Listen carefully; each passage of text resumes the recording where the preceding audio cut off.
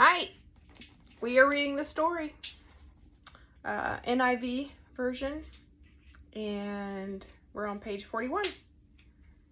The place we stopped off was where Jacob had died, and he had pronounced blessing over his sons, and now we're going to see what happens after he passed away. When Joseph's brothers saw that their father was dead, they said, "What if Joseph holds a grudge against us and pays us back for all the wrongs that we did to him?" And that's a legitimate thought, because our natural tendency is to think, we've done that person wrong, now they're going to get us back, now that, because their father's not there to kind of say, "Joseph, those are my sons. Those are your brothers." I feel like that's why it's important. When we do something wrong to someone, which happens to all of us at some point, not to this extent, because Joseph's brothers were really, really hateful to Joseph. But whenever we do something wrong, no matter how small, not only should we apologize, but we should also do what? Make up. Offer some type of, like if I've crashed somebody's tower, I should apologize and do what? Rebuild it. Offer to help them rebuild. Yeah. If I've accidentally threw away somebody's cookies, I should apologize and buy them some more. Yeah, get them some more. So, and Joseph's brothers haven't really done anything to make amends because they couldn't. There wasn't anything that they could do. And that's where, but this is what shows us a picture of us and Jesus, because there wasn't anything that we could do to save ourselves. So they're basically at Joseph's mercy right now. Joseph is also could command the army to destroy them, and there isn't really anything they can do, like say, "Oh, sorry, Joseph, that we were about to kill you, but then sold you to a slave and made you go through eternal torment for 13 years. Yes, so let's see what he says. So they sent word to Joseph saying, "Your father," Joseph's brothers, they're about to lie again. "Your father left these instructions before he died. This is what you are to say to Joseph. I ask you to forgive your brothers the sins and the wrongs they committed in treating you so badly."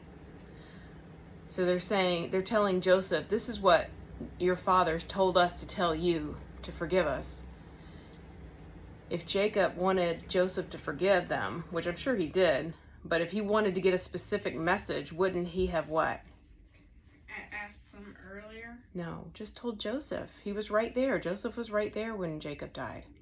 Remember, he put his hand under his thigh. He just going to say, and he was pronouncing blessing. If he that over all the sons, and all he had to say was, "And Joseph, please make sure to forgive your brothers." And what? So like, it's not like that he would forget to say it, because you're about to die. You rack your brain to make sure you have all of your last words correctly.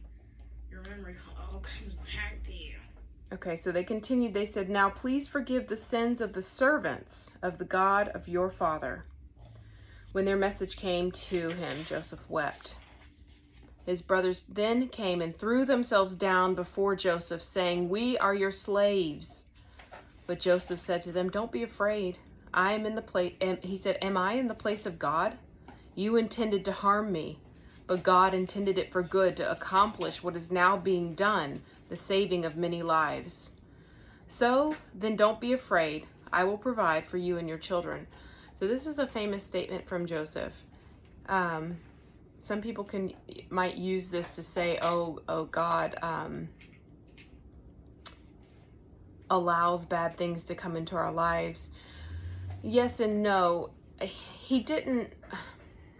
He saw what the brothers were doing, and he knew he needed Joseph in a particular place. And so he used what the brothers were doing already. He didn't say, "Yes, brothers, go and do that to Joseph." He just went ahead and said, "You know what? I can use this for a better good." Joseph stayed in Egypt along with all of his father's family. He lived 110 years. So he didn't live quite as long. Hold on, I feel a sneeze coming. hold on.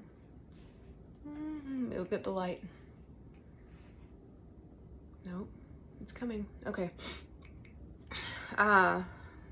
He didn't live quite as long as his father Jacob. And he saw the third generation of Ephraim's children, the third generation. So that means Ephraim's grandchildren. So he saw his great-grandchildren. Also, the children of Machir, son of Manasseh, were placed at birth on Joseph's knees.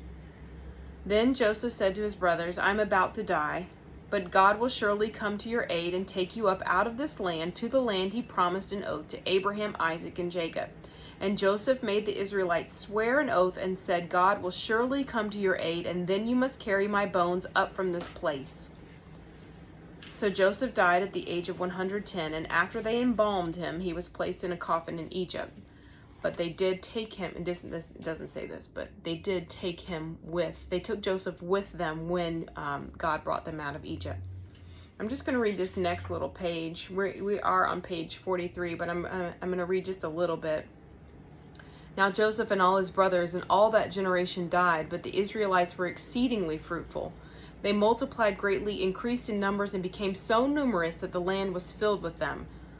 Then a new king, to whom Joseph meant nothing, came to power in Egypt. Look, he said to his people, the Israelites, and when they say king, they mean Pharaoh, the Israelites have become far too numerous for us. Come, we must deal shrewdly with them, or they will become even more numerous, and if war breaks out, will join our enemies.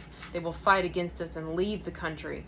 So they put slave masters over them to oppress them with forced labor, and they built Pithom and Ramses as store cities for the Pharaoh.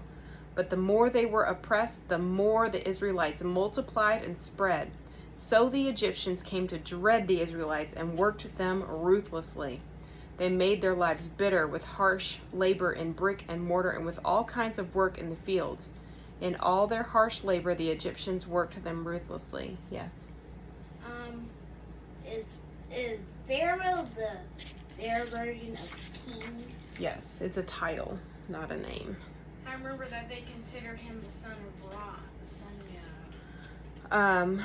So what we're seeing, well, we'll talk more about this next time because we're getting ready to stop, but what we're seeing is that after Joseph and his brothers had passed away, the next Pharaoh didn't remember him, and they were put into slavery because they felt that Pharaoh felt threatened by the number of Israelites.